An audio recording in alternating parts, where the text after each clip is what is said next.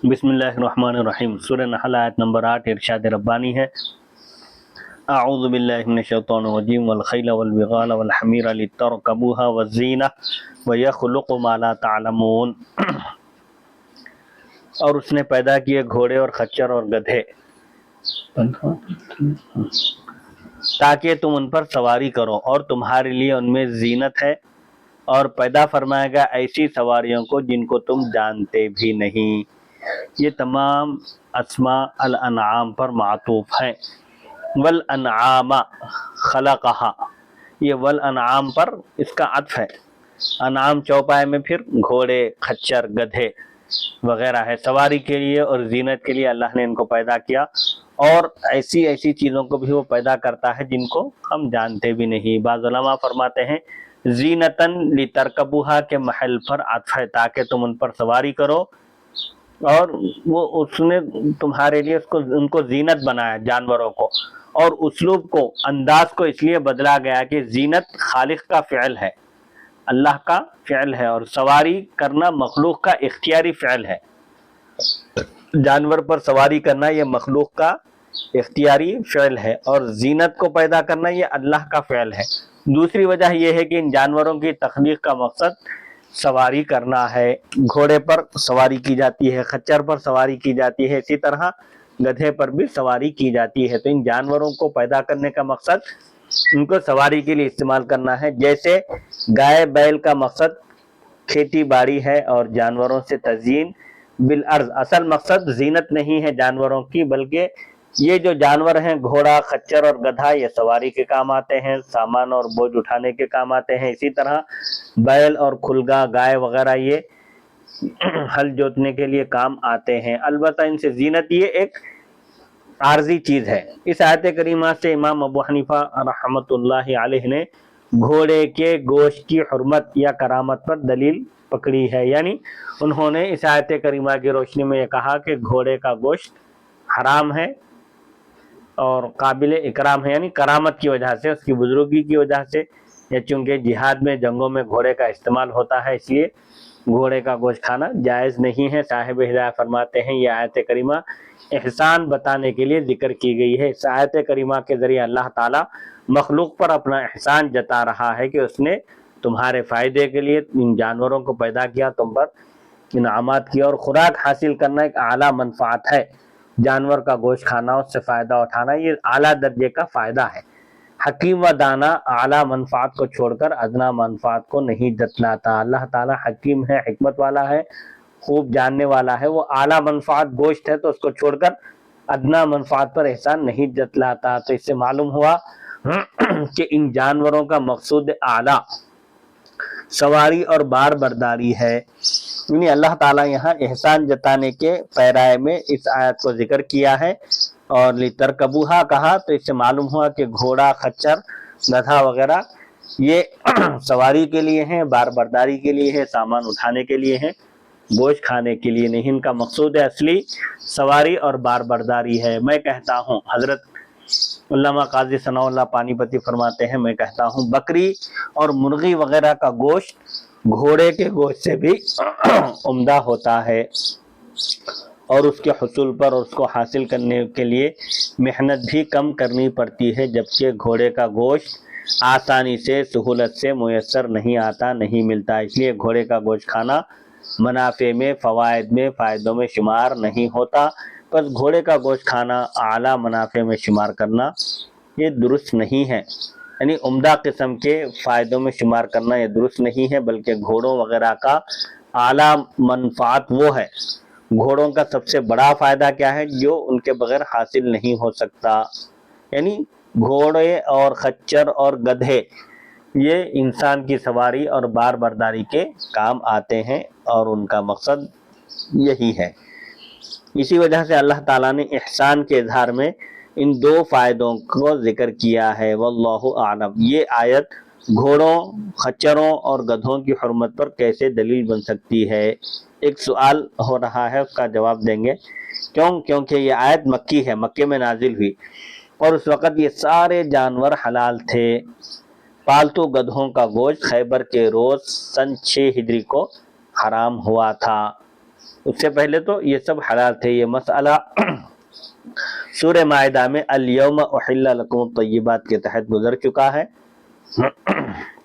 اس جلد میں سورہ مائدہ کی اس آیت کی تفسیر میں اس کی تفصیل ملاحظہ کی جا سکتی ہے. یعنی اس نے مؤمنین کے لیے جنت میں اور کافروں کے لیے جہنم میں ایسی چیزیں پیدا کی ہیں جنہیں نہ کسی آنکھ نے دیکھا ہے، نہ کسی کان نے سنا ہے، اور نہ ان کا تصور کسی کے دل میں کھٹکا ہے، پیدا ہوا ہے. یہ تھی آیت نمبر 8 کی تفسیر. آیت نمبر 9 سورہ نحل ارشاد ربانی ہے اعوذ باللہ من الشیطان الرجیم وعلی اللہ قصد السبیل ومنہا جائر ولو شاء لہداکم اجمعین. اور اللہ تعالیٰ کے ذمہ کرم پر ہے راہ راست کو دلائل سے واضح کرنا، سیدھے راستے کو دلائل سے واضح کرنا، بیان کرنا. اور ان میں غلط راہیں بھی ہیں، کچھ راہیں غلط بھی ہیں، ان کو بھی اللہ تعالیٰ بیان کرتا ہے تاکہ بندے غلط راہ پر چلنے سے بچ جائیں. اور اگر اللہ تعالیٰ چاہتا تو تم سب کو ہدایت دے دیتا. یعنی اللہ تعالیٰ کے ذمہ کرم پر صراط مستقیم کو بیان کرنا ہے. اللہ تعالیٰ اپنے فضل سے، اپنے کرم سے صراط مستقیم بتاتا ہے جو حق تک پہنچانے والا ہے، وہ راستہ دکھاتا ہے جو حق تک پہنچانے والا ہے. اور یہ اس کی رحمت اور فضل مہربانی ہے کہ اس نے یہ ذمہ خود لیا ہے. حالانکہ اس پر کوئی چیز واجب نہیں ہے، لیکن اپنے فضل سے اس نے یہ ذمہ داری لی ہے، اب ذمہ کرم پر اپنے یہ لاگو کیا ہے کہ وہ بندوں کے لیے صراط مستقیم کو بیان کرے. یا یہ معنی کہ سیدھا راستہ وہ ہے جس پر چلنے والا اللہ تعالیٰ تک یقیناً پہنچتا ہے. کہا جاتا ہے سبیل قصد و قاصد، یعنی سیدھا راستہ. گویا سالک چلنے والا اس کا قصد کرتا ہے، اس کا ارادہ کرتا ہے اور اسے ادھر ادھر نہیں ہوتا، یعنی سیدھا سیدھا چلتا ہے. السبیل پر الف لام جنس کا ہے، اسی وجہ سے اس کی طرف اضافت کی گئی، اور یہ اضافت منیہ ہے. یعنی وعلی اللہ قصد من السبیل، من حرف جر محذوف ہے، اضافت بمعنی من ہے. اور ان راستوں میں ایسے بھی ہیں جو مستقیم نہیں ہیں. ومنہا جائر، ان راستوں میں کچھ ٹیڑھے بھی راستے ہیں، یعنی جو راستے اللہ تک نہیں پہنچتے. یہاں ٹیڑھے راستے کے بیان کے وقت اسلوب کلام کا انداز بدل دیا گیا ہے، کیونکہ مقصود صراط مستقیم کا بیان ہے اور راستوں کی تقسیم سیدھے اور ٹیڑھے کے درمیان بالعرض خاص طور پر نہیں، ایک ضمنی طور پر بیان ہوئی ہے. اور سیدھے راستے سے مراد سنت کا راستہ ہے، اور جائر یعنی ٹیڑھے راستے سے مراد خواہشات نفس، بدعات اور کفریہ ادیان و ملل کا راستہ ہے. صراط مستقیم کیا ہے؟ اسلام ہے اور سنت ہے. اور ٹیڑھے راستے کیا ہے؟ خواہشات نفس کے پیچھے چلنا، بدعتوں کو اختیار کرنا. اسی طرح ادیان باطلہ، باطل دینوں کا جو راستہ ہے وہ صراط مستقیم نہیں ہے، وہ ٹیڑھا راستہ ہے. اگر اللہ تعالیٰ تم سب کو ہدایت دینے کا ارادہ فرماتا تو تم سب کی سیدھے راستے کی طرف رہنمائی فرما دیتا. یہاں ہدایت سے مراد ایصال الی المطلوب ہے. ہدایت کے دو معنی ہے، قراءۃ الطریق راستہ دکھانا، اور ایک ہے ایصال الی المقصود منزل مقصود تک پہنچانا. تو یہاں ہدایت کا مطلب ایصال الی المطلوب، یعنی اگر اللہ تعالیٰ چاہتا تو تم سب کو منزل مقصود تک پہنچا دیتا. اور وعلی اللہ قصد السبیل سے مراد کیا ہے؟ قراءۃ الطریق، یعنی راستہ دکھانا ہے. اللہ تعالیٰ صراط مستقیم دکھاتا ہے، اب اس پر چلنا، اپنی عقل کو استعمال کر کے اللہ کی توفیق سے صراط مستقیم کو اختیار کرنا، یہ بندے کا کام ہے. یہ تھی آیت نمبر 9 کی تفسیر. آیت نمبر 10 ارشاد ربانی ہے اعوذ باللہ من الشیطان الرجیم هو الذی انزل من السماء ماء لکم منہ شراب ومنہ شجر فیہ تسیمون. اللہ تعالیٰ وہ ہے جس نے اتارا آسمان سے پانی تمہارے لیے، اس میں سے کچھ پینے کے کام آتا ہے اور اس سے سبزہ اگتا ہے جس میں تم مویشیوں کو چراتے ہو، جانوروں کو چراتے ہو. لکم انزلہ کا صلہ ہے، وہی ہے جس نے آسمان سے پانی نازل کیا تمہارے لیے. یا شراب کی خبر ہے، لکم منہ شرابن، تمہارے لیے اسی سے پینا ہے. یہ لکم اس کی خبر ہے، جار مجرور مل کر. اور من تبعیضیہ اس کے متعلق ہے، منہ شرابن میں من تبعیض کا ہے جو اس کے متعلق اور اس کی تقدیم حصر کا تصور پیش کرتی ہے. اسی سے آسمان سے اترنے والے پانی یعنی بارش ہی سے تمہارا کھانا پینا ہے اور سب چیزیں اسی سے وابستہ ہے. اور وجہ حصر یہ ہے کہ کنووں اور چشموں کا پانی بھی بارش کے پانی سے ہے. اسی سے کیوں کہا گیا؟ اس لیے کہ کنووں، چشموں، تالابوں، ندیوں اور سمندروں میں جو پانی پایا جاتا ہے وہ بھی بارش ہی کا پانی ہے. کیونکہ اللہ تعالیٰ کا ارشاد ہے فَسَلَكَهُ يَنَابِيعَ. سورہ زمر میں ارشاد فرمایا کہ اللہ تعالیٰ نے آسمان سے بارش نازل فرمائی اور اس کو چشموں میں اتار دیا پانی کو. اور ایک مقام پر ہے فَأَسْكَنَّاهُ فِي الْأَرْضِ، اور ہم نے زمین میں پانی کو ٹکا دیا. وَمِنْهُ شَجَرٌ، وَمِنْهُ میں ضمیر کا مرجع الماء پانی ہے اور پانی ہی سے درخت ہے، یعنی اس پانی سے تمہارے گھاس، درختوں کی سیرابی اور تمہارے نباتات کی حیات ہے. پانی ہی سے ساری کائنات کی حیات وابستہ ہے. درخت بھی اگتے ہیں پانی سے، گھاس بھی اگتی ہے تو پانی سے، اور نباتات زندہ رہتے ہیں، تر و تازہ رہتے ہیں پانی ڈالنے سے. فیہ تسیمن میں ہو ضمیر سے مراد گھاس ہے، اور گھاس اور درخت ہیں، اور اس گھاس میں تم اپنے مویشی چراتے ہو. جو گھاس اگتی ہے، جو سبزہ اگتا ہے، وہ تمہارے جانوروں کی غذا کا کام دیتا ہے. یہ سامت الماشیت و اسامہا صاحبہا سے مشتق ہے، جس کا معنی ہے سالک نے یا مالک نے اسے چرنے کے لیے چھوڑ دیا ہے. اس کی اصل السوما ہے، جانور کو چرنے کے لیے چھوڑ دینا، جس کا معنی علامت ہے، کیونکہ جن مقامات پر مویشی چرتے ہیں وہاں آثار و علامت چھوڑ جاتے ہیں. جانور جس چراگاہ میں چرتے ہیں، جہاں گھاس وغیرہ صاف کرتے ہیں، غذا کے طور پر استعمال کرتے ہیں، وہاں اپنے وہ نشانات چھوڑ کر جاتے ہیں، اسی لیے فیہ تسیمون کہا گیا. یہ تھی آیت نمبر 10 کی تفسیر. آیت نمبر 11 ارشاد ربانی ہے اعوذ باللہ من الشیطان الرجیم ينبت لكم به الزرع والزيتون والنخيل والأعناب ومن كل الثمرات إن في ذلك لآية لقوم يتفكرون. وہ اگاتا ہے تمہارے لیے اس کے ذریعے یعنی پانی کے ذریعے طرح طرح کے کھیت اور زیتون اور کھجور اور انگور اور ان کے علاوہ ہر قسم کے پھل میوے. یقیناً ان تمام چیزوں میں قدرت الہی کی نشانی ہے اس قوم کے لیے جو غور و فکر کرتی ہے. ینبتو کو ابو بکر نے عاصم سے روایت کر کے جمع متکلم کا صیغہ یعنی نون کے ساتھ پڑھا ہے، ننبت لکم بہ الزرع. اور باقی قاریوں نے یا کے ساتھ غائب کا صیغہ پڑھا ہے ینبت، جو عام طور پر قرات ہے. لکم بہ میں ہو ضمیر کا مرجع پانی الماء ہے، یعنی وہ تمہارے فائدے کے لیے اس کے ذریعے، اس پانی کے ذریعے کھیتی باڑی کو اگاتا ہے. یہاں من تبعیضیہ ہے ومن کل ثمرات میں، یعنی تمام پھلوں کا بعض. لفظ من تبعیضیہ ذکر فرمایا، یا من تبعیض کے لیے ہے تمام پھلوں کے بعض کو اگاتا ہے. کیوں؟ کیونکہ تمام پھل تو صرف جنت میں ہوں گے، کل پھل مراد نہیں ہے. کل کا لفظ استعمال کیا گیا لیکن اس کے ساتھ من بھی جوڑ دیا گیا جو تبعیض کے لیے آتا ہے، کیونکہ تمام پھل تو صرف جنت میں ہوں گے. دنیا میں تو ان پھلوں کا کچھ حصہ پیدا فرمایا تاکہ یہ جنت کے پھلوں کی یاد دلائیں. جو چیزیں کھائی جاتی ہیں ان سے پہلے مویشیوں کی غذا کا ذکر شاید اس لیے فرمایا کہ وہ حیوانی غذا بنتی ہیں، اور حیوانی غذا نباتی غذاؤں سے افضل ہوتی ہے، اور پھر اسی غذائے نباتی میں حبوب، دانے، فواکہ، میوے پھلوں سے اشرف ہوتے ہیں، اس لیے کھیتی کو مقدم فرمایا. پھر زیتون، نخیل اور انگور تمام پھلوں میں سب سے افضل ہیں، یعنی یہ بہترین پھل ہیں شمار کیے جاتے ہیں. زیتون ہے، کھجور ہے اور انگور ہے، ان کا ذکر فرمایا. کھیتی باڑی کے بعد، فصل کے بعد زیتون، کھجور اور انگور کا ذکر فرمایا، کیونکہ یہ تمام پھلوں پر فضیلت رکھتے ہیں، اور پھر ان میں سے جن کے منافع فائدے زیادہ تھے اسے پہلے ذکر فرمایا، جیسے زیتون ہے. گویا یہ ترتیب واقعی پر دلیل ہے. اللہ تعالیٰ نے یہ جو ترتیب کے ساتھ اس آیت میں بیان کیا کہ کھیتی باڑی کا ذکر کیا، پھر اس کے بعد پھلوں کا ذکر کیا، پھلوں میں بھی جو سب سے زیادہ فائدہ دینے والا پھل ہے اس کا پہلے ذکر فرمایا.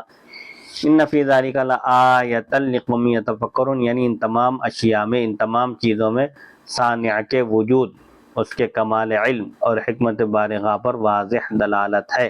یعنی فصل اگانا، درختوں کو پیدا کرنا، سرسبزی و شادابی پیدا کرنا بارش کے ذریعے، یہ سب انسان کے فائدے کے لیے، یہ سب انتظامات کرنا، یہ سب اس بات کی دلیل ہے کہ ساری کائنات کا چلانے والا ایک مدبر ہے، ساری کائنات کو وجود بخشنے والا ایک صانع ہے، بنانے والا ہے، اور وہ کمال علم رکھتا ہے، اور اس کی حکمت بڑی زبردست ہے۔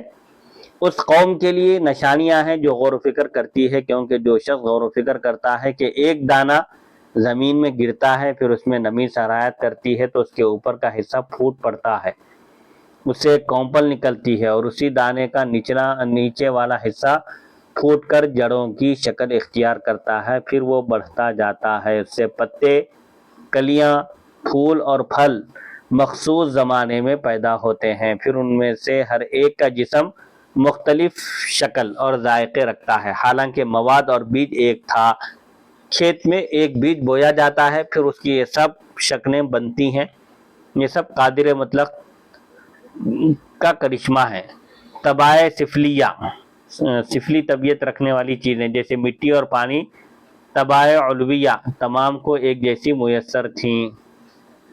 اس تمام کرشمہ سازی کو دیکھ کر یقین ہو جاتا ہے، یہ جو گلکاریاں ہیں اور یہ جو کرشمہ سازی ہے، اس کو دیکھ کر یقین ہو جاتا ہے، پکا یقین ہو جاتا ہے کہ یہ اندھی فطرت اور زمانے کی کاریگری نہیں، بلکہ ایک فاعل مختار کی صفت گری ہے جو ہر ضد و نس سے پاک اور بلند ہے۔ ان تمام چیزوں کی خلقت پر اور ان کے اپنی روٹین کے مطابق کام کرنے کے انداز کو دیکھ کر اس بات کا پتہ چل جاتا ہے کہ یہ زمانے کی وجہ سے، دہر کی وجہ سے، گردش زمانہ سے یہ تغیرات نہیں ہیں، بلکہ ایک صانع ہے، اس کائنات کا بنانے والا، ایک فاعل مختار ہے، صاحب اختیار اور زبردست قدرت والا ہے، جو سارے کائنات کا نظام چلا رہا ہے اپنی حکمت بالغہ سے، اور وہی ہر شریک سے پاک اور بلند ہے، یعنی اس کی ذات و صفات میں اس کا کوئی شریک نہیں ہے۔ یہ تھی آیت نمبر 11 کی تفسیر۔ آیت نمبر 12 ارشاد ربانی ہے، سورہ نحل۔ اعوذ باللہ من الشیطان الرجیم۔ وسخر لکم اللیل والنہار والشمس والقمر والنجوم مسخرات بامرہ ان فی ذلک لآیات لقوم یعقلون۔ اور اللہ تعالیٰ نے مسخر فرما دیا ہے، تابع کر دیا ہے تمہارے لیے رات اور دن کو، سورج اور چاند کو، اور تمام ستارے بھی اسی کے حکم کے پابند ہیں۔ بے شک ان تمام چیزوں میں قدرت الہی کی نشانیاں ہیں اس قوم کے لیے جو دانش مند ہے، جو سمجھ بوجھ رکھتی ہے، عقل رکھتی ہے۔ رات اور دن کو تمہاری منفعتوں کے لیے، تمہارے فائدوں کے لیے تیار کیا ہے۔ رات اس لیے بنائی تاکہ انسان آرام کرے، اور دن اس لیے بنایا تاکہ کام کرے۔ رات میں تھکن دور کرے، تھکان دور کرنے کے لیے، آرام کرنے کے لیے رات بنائی، اور کام کرنے کے لیے دن بنایا۔ ابن عامر نے ان چاروں اسماء کو مرفوع پڑھا ہے، کیونکہ والشمس والقمر والنجوم مبتدا اور مسخرات خبر ہے۔ اچھا، وسخر لکم اللیل والنہار، یہ ٹھیک ہے یہاں تک۔ اس کے بعد والشمس والقمر اور والنجوم، ان کو مبتدا مان کر مرفوع پڑھا ہے، اور مسخرات کو خبر انہوں نے مانا ہے۔ کون؟ ابن عامر نے اس طرح پڑھا، وسخر لکم اللیل والنہار والشمس والقمر والنجوم مسخرات بامرہ، اور اسی نے تمہارے فائدے کے لیے رات اور دن کو تابع کیا، مسخر کیا، اور سورج اور چاند اور ستارے اسی کے حکم کے پابند ہیں۔ اہل حجاز، شام اور کوفہ امام حفص کے علاوہ نے تینوں اسماء کو منصوب پڑھا ہے، کیونکہ پہلے تین النہار پر معطوف ہیں، اور مسخرات ان تمام سے حال ہے، یعنی اس نے ان چیزوں کو تمہارے فائدے کے لیے بنایا ہے۔ درا حال یہ کہ یہ اللہ تعالیٰ کے تابع فرمان ہیں، اللہ کے حکم کے پابند ہیں۔ اس نے ان کو پیدا فرمایا، پھر ان کی خود تدبیر فرمائی جیسے چاہا، یعنی ان کا نظام ایک مقرر کیا، اور جیسے اپنی مرضی ہے وہ ان کو چلاتا ہے۔ یا یہ معنی، یہ مسخر ہیں، تابع ہیں ان کے جن کے لیے ان کو پیدا کیا گیا ہے۔ سورج اور چاند کو انسانوں کی خدمت کے لیے پیدا کیا گیا، تو یہ انسانوں کی خدمت کے تابع ہیں، انسانوں کی خدمت پر مقرر ہیں۔ امام حفص نے الشمس والقمر کو النہار پر عطف کی بنا پر منصوب پڑھا ہے، امام حفص نے وسخر لکم اللیل والنہار والشمس والقمر ان کو منصوب پڑھا، اور النجوم مسخرات کو ابتدا کی بنا پر مرفوع پڑھا ہے، اور تارے اسی کے حکم کے پابند ہیں، اس کی ایجاد اور تقدیر کے ساتھ، یعنی اس کے بنانے اور اس کے اندازہ کرنے کے ساتھ یا اس کے حکم کے ساتھ۔ اس آیت کریمہ میں ان حقیقت ناشناسوں کا جواب اور رد ہے، ان حقیقت سے ناواقف لوگوں کا جواب اور رد ہے، تردید ہے، جو کہتے ہیں کہ نباتات تکوین میں مؤثر ستاروں کی حرکات و سکنات ہیں۔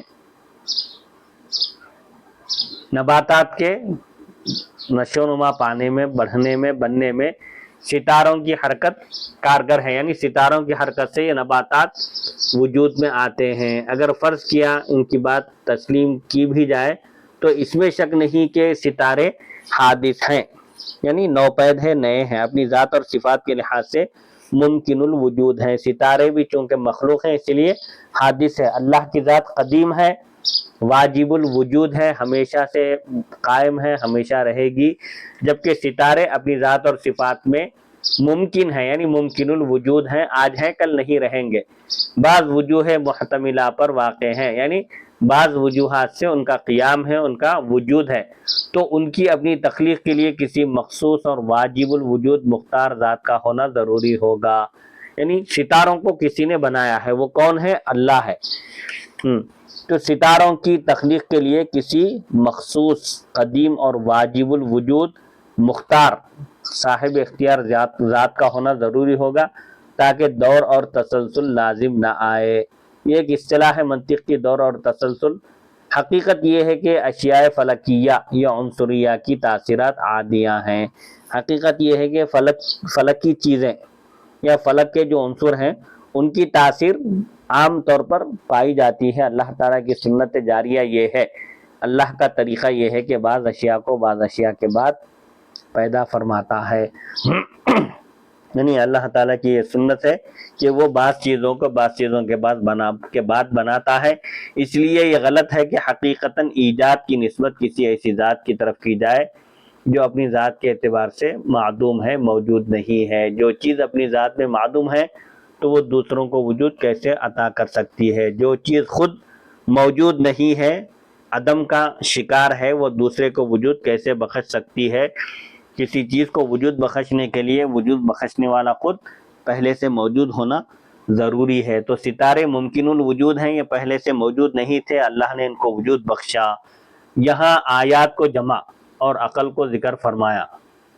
ان فی ذالک لآیات، اوپر صرف لآیۃ مفرد تھا، یہاں جمع کا لفظ لایا گیا، پھر عقل کا ذکر ہوا، لقوم یعقلون، سمجھ بوجھ عقل و خرد رکھنے والی قوم کے لیے۔ ایسا کیوں کہا، کیوں ذکر فرمایا؟ کیونکہ ذوی العقول السلیمہ کے لیے ان میں ظاہری دلالات ہیں، جن کی عقل سلامتی والی ہے، جو فطرت سلیمہ رکھتے ہیں، عقل سلیم رکھتے ہیں، ان کے لیے اس میں ظاہری نشانیاں ہیں، کسی غور و فکر کی حاجت ہی نہیں ہے، غور و فکر کرنے کی، تأمل کرنے کی، اپنی عقل اپنی سوچ کو استعمال کرنے کی ضرورت نہیں ہے، جیسا کہ نباتات کے احوال میں غور و فکر کی ضرورت تھی۔ نباتات کا جہاں ذکر کیا گیا اوپر کی آیت میں، وہاں لآیتن مفرد ذکر کیا گیا اور تفکر کا لفظ استعمال کیا کہ غور و فکر کرنے سے صانع کے وجود کا پتہ چلتا ہے۔ یہاں چونکہ لآیات جمع لایا گیا، یہ ظاہری نشانیاں ہیں، اس میں غور و فکر کی ضرورت نہیں ہے، عقل فوراً ہی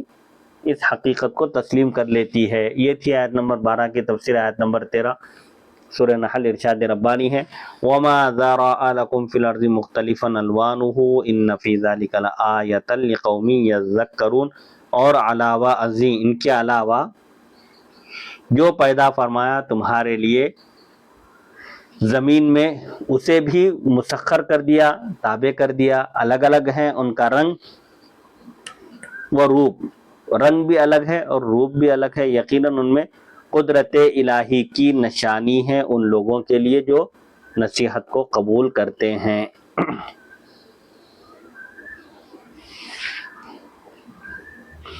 دلیل پر اس کا عطف ہے، یعنی تمہارے لیے مسخر کر دیا، تابع کر دیا، جو پیدا کیا زمین میں حیوانات، جانور، نباتات، پودے اور معادن کانے، معادن میں سے مختلفاً حال ہونے کی وجہ سے منسوب ہے، یعنی کانے بھی بنائی اللہ نے سونے کی، لوہے کی اور کوئلے کی وغیرہ، مختلفاً حال ہونے کی وجہ سے منسوب ہے، کیونکہ عام طور پر اصناف رنگوں کے اعتبار سے مختلف ہوتی ہیں، یعنی رنگ بدلنے سے وہ چیز بدل جاتی ہے، الگ ہوتی ہے، تو الگ الگ اس حال میں کہ ان کے رنگ الگ الگ ہیں۔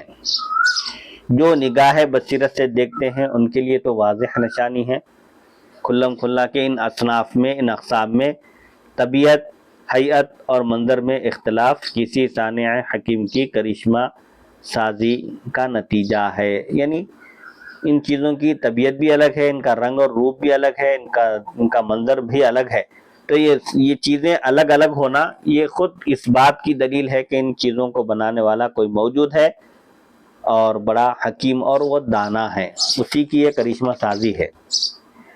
یہ تھی آیت نمبر 13 کی تفسیر۔ آیت نمبر 14 ارشاد ربانی ہے، اعوذ باللہ من الشیطان الرجیم، وهو الذی سخر البحر لتأکلوا منه لحما طریا وتستخرجوا منه حلیة تلبسونها وترى الفلک مواخر فیہ ولتبتغوا من فضلہ ولعلکم تشکرون، اور وہی ہے جس نے پابند حکم کر دیا ہے سمندر کو تاکہ تم کھاؤ اس میں سے تازہ گوشت اور نکالو اس سے زیور جسے تم پہنتے ہو، اور تم دیکھتے ہو اے مخاطب کشتیوں کو کہ موجوں کا سینہ چیر کر جا رہی ہوتی ہیں سمندر میں، تاکہ ان کے ذریعے تم تلاش کرو اللہ تعالیٰ کے فضل یعنی رزق کو، تاکہ تم اس کا شکر ادا کرتے رہو۔ اسی نے یعنی اللہ ہی نے سمندروں کو اس طرح بنا دیا ہے کہ تم اس پر سوار ہونے، اس میں شکار کرنے اور غوطہ لگانے کی، تیرنے کی قدرت رکھتے ہو۔ کیوں کیا اس نے سمندر کو تمہارے تابع؟ تاکہ تم کھاؤ اس میں سے تازہ گوشت، یعنی مچھلی۔ یہاں مچھلی کی تراوت کے ساتھ صفت بیان فرمائی ہے، لحمن طرین، فریش، تازہ گوشت کہا گیا۔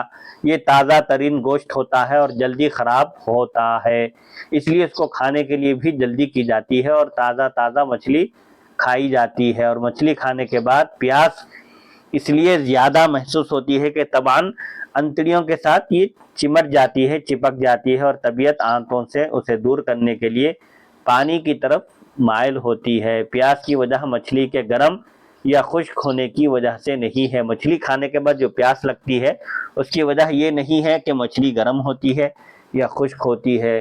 تراوت کے وصف کے ذکر میں قدرت کا اظہار ہے۔ لحمن طرین کہا مچھلی کے گوشت کو، اس میں قدرت کا اظہار ہے کہ کیسے حکیم نے اپنی قدرت کاملہ سے کوڑے اور غلیظ پانی میں میٹھی اور تازہ چیز پیدا فرما دی۔ سمندر میں کچرا وغیرہ بھی لوگ لا کر ڈالتے ہیں، بہتا ہے، اور غلیظ پانی یعنی کھارا پانی ہوتا ہے، اس کے باوجود اس میں اللہ کی قدرت کاملہ دیکھیے کہ اس نے کیسی بہترین مچھلیاں تخلیق فرمائی ہیں جو میٹھی، تازہ اور فریش گوشت والی ہوتی ہیں۔ امام مالک اور ثوری نے اسی آیت سے دلیل پکڑی ہے کہ جو شخص قسم اٹھائے کہ میں گوشت نہیں کھاؤں گا تو وہ مچھلی کھانے سے حانث ہو جائے گا، یعنی مچھلی کھانے سے اگر کوئی گوشت نہ کھانے کی قسم کھائے اور اس کے بعد مچھلی کھا لے تو اس کی قسم ٹوٹ جائے گی۔ کیونکہ یہاں مچھلی کو گوشت کہا گیا، مچھلی کو قرآن نے لحم کہا، لحمن طرین کہا۔ احناف کی طرف سے اس کا یہ جواب دیا جاتا ہے کہ اگر کوئی شخص قسم اٹھائے کہ وہ گوشت نہیں کھائے گا، اگر وہ شخص مچھلی کھا لے تو احناف کے پاس وہ حانث نہیں ہوگا، یعنی اس کی قسم نہیں ٹوٹے گی، برقرار رہے گی۔ احناف یہ جواب دیتے ہیں کہ قسم کا دار و مدار عرف پر ہوتا ہے، عرف میں مچھلی کو گوشت نہیں کہا جاتا، تو عرف عام کا اعتبار کرتے ہوئے اگر کوئی شخص گوشت نہ کھانے کی قسم کھائے اور مچھلی کھا لے تو وہ حانث نہیں ہوگا، اس کی قسم نہیں ٹوٹے گی۔ اور مطلقاً گوشت سے مچھلی کا گوشت عرف میں مراد و مفہوم نہیں ہوتا، مطلق گوشت کہنے سے کسی کا ذہن، کسی کا دماغ مچھلی کی طرف نہیں جاتا۔ مثلا اللہ تعالیٰ کا ارشاد ہے، ان شر الدواب، یہ کفار کے بارے میں ہے، یعنی کفار کو برے دواب کہا گیا، برے جانور، یعنی اگر کوئی قسم کھائے کہ میں دابہ پر سوار نہ ہوں گا، اگر کوئی شخص یہ قسم اٹھائے کہ وہ جانور پر سواری نہ کرے گا، یہ کہنے کے بعد اگر وہ قسم اٹھانے کے بعد وہ اگر کافر پر سوار ہو جائے تو وہ حانث نہ ہوگا، یعنی اس کی قسم نہ ٹوٹے گی۔ حالانکہ قرآن کافر کو دابہ کہہ رہا ہے، شر الدواب، تو کیونکہ عرف میں دابہ کافر کے لیے استعمال نہیں ہوتا، عرف عام میں کافر کو دابہ نہیں کہا جاتا، تو قرآن کی جو اصطلاح ہے وہ الگ ہے، اور قسم میں عرف عام کا اعتبار کیا جاتا ہے۔ اور وَتَسْتَخْرِجُوا مِنْهُ حِلْيَةً تَلْبَسُونَهَا، اور نکالو تم اس سے، سمندر سے، زیور جسے تم پہنتے ہو، مثلا بڑے موتی اور چھوٹے موتی، یعنی جن زیورات کو تمہاری عورتیں بطور زینت استعمال کرتی ہیں۔ مردوں کی طرف زیورات کی نسبت اس لیے فرمائی کہ عورتیں مردوں سے ہیں، یعنی عورتوں کی تخلیق مردوں کے بائیں پھسلی سے ہوئی ہے۔ تلبسونہا کہا، حالانکہ مرد زیور نہیں پہنتے، لیکن زیور پہننے کی نسبت مردوں کی طرف کی گئی ہے، اس لیے کہ عورتوں کا قیام، عورتوں کی تخلیق مردوں کی ٹیڑھی پھسلی سے ہوئی ہے، اس لیے تلبسونہا کہا گیا۔ اور دوسری وجہ یہ ہے کہ عورتیں مردوں کے لیے زیب و زینت کرتی ہیں، عورتیں زیور پہنتی ہیں تو مردوں کے لیے، بیوی زیور کا استعمال کرتی ہے تو شوہر کے لیے استعمال کرتی ہے۔ وَتَرَى الْفُلْكَ، تَرَى الْفُلْكَ عطف لِتَأْكُلُوا پر ہے، اور اسی نے سمندر کو تابع کیا تاکہ تم اس میں سے تر و تازہ گوشت کھاؤ، کیونکہ لِتَرْكَبُوا الْفُلْكِ کی قوت میں ہے، اور یہ بھی جائز ہے کہ یہ مستقل کلام ہو، یعنی اس میں پانی کی لہروں کو چیرتے ہوئے وہ کشتیاں گزرتی ہیں، سمندر میں کشتیاں چلتی ہیں موجوں کے سینے کو چیرتے ہوئے۔ قتادہ فرماتے ہیں آتے جاتے ہوئے ایک کشتی آتی ہے، دوسری جاتی ہے، اور دونوں ایک ہوا سے چلتی ہیں۔ حضرت حسن فرماتے ہیں اس کا معنی ہے بھری ہوئی کشتیاں، مواخر کے معنی سامان سے لدی ہوئی، مسافروں سے بھری ہوئی کشتیاں۔ فرا اور اخفش کہتے ہیں پانی کو اپنے پروں سے چیرتی ہوئی کشتیاں چلتی ہیں۔ مخرہ کا معنی پانی کو چیرنا ہے، مخرہ یمخرو۔ بعض علماء فرماتے ہیں مخر کشتی کے چلنے کی آواز کو کہتے ہیں۔ ابو عبیدہ فرماتے ہیں ہواؤں کے تیز چلنے کے وقت ہوا میں جو آواز ہوتی ہے اسے مخر کہتے ہیں۔ مجاہد فرماتے ہیں تمخر السفن الریاح، یعنی کشتیاں ہواؤں سے ٹکراتی ہیں۔ قاموس میں ہے مخرت السفینۃ مخرن و مخورن، یعنی کشتی کے چلنے کے وقت ہواؤں کا کشتیوں کے سامنے آنا اور کشتی کا انہیں چیرنا۔ مخرت سابح کا معنی ہے تیراک نے اپنے ہاتھوں سے پانی کو چیرا، یعنی پانی کو ہٹا کر تیرنے کا جو طریقہ ہوتا ہے تیراکی والوں کا۔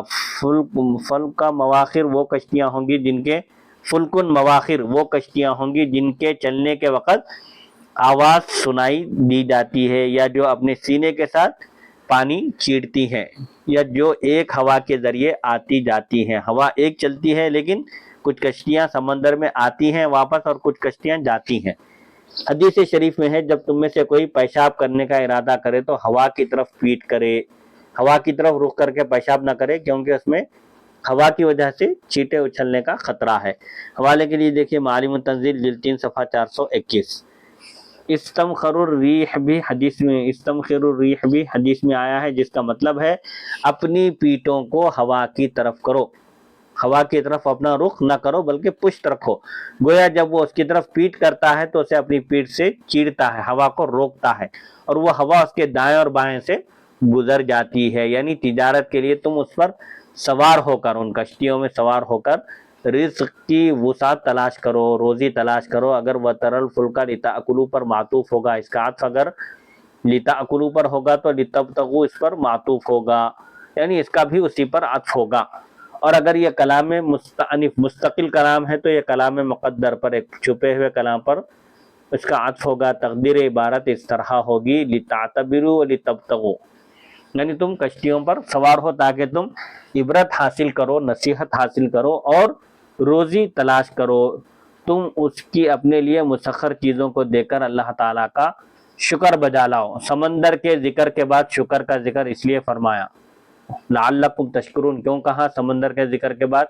کیونکہ یہ بہت بڑا انعام ہے کہ اس نے ہلاکت والی جگہوں کو بھی انسان کے لیے تحصیل معاش کا سبب بنا دیا ہے۔ سمندر خطرے سے خالی نہیں ہوتا، لیکن اس کو بھی انسان کی روزی تلاش کرنے کے لیے ایک سفر کا ایک ذریعہ بنایا۔ سمندر کو ہلاکت والی جگہ ہے لیکن اس کو بھی انسان کی معاش حاصل کرنے کا ذریعہ بنا دیا ہے۔ میں کہتا ہوں، حضرت علامہ قاضی ثناء اللہ پانی پتی فرماتے ہیں، میں کہتا ہوں ان اشیاء کو، ان چیزوں کو ایسا بنایا کہ یہ شکر تک پہنچاتی ہیں۔ ان چیزوں کو دیکھنے کے بعد انسان کے دل میں شکر ادا کرنے کا جذبہ پروان چڑھتا ہے۔ یہ اس کا بہت بڑا انعام ہے، کیونکہ پھر شکر دنیا میں مزید نعمت اور آخرت میں ثواب عظیم کا فائدہ دیتا ہے۔ شکر کرنے سے کیا ہوتا ہے؟ دنیا میں انعامات میں اضافہ ہوتا ہے اور آخرت میں اجر عظیم حاصل ہوتا ہے۔ گویا شکر تمام احسانات کا تتمہ ہے۔ تمام احسانات کا اختتام کس پر ہونا چاہیے؟ شکر پر۔ یہ تھی آیت نمبر 14 کی تفسیر۔ انشاءاللہ اگلی نشست میں آیت نمبر 15 پر گفتگو ہوگی۔ وصلی اللہ تعالی علی خیر خلقہ سیدنا محمد و آلہ و صحبہ اجمعین، الحمدللہ رب العالمین۔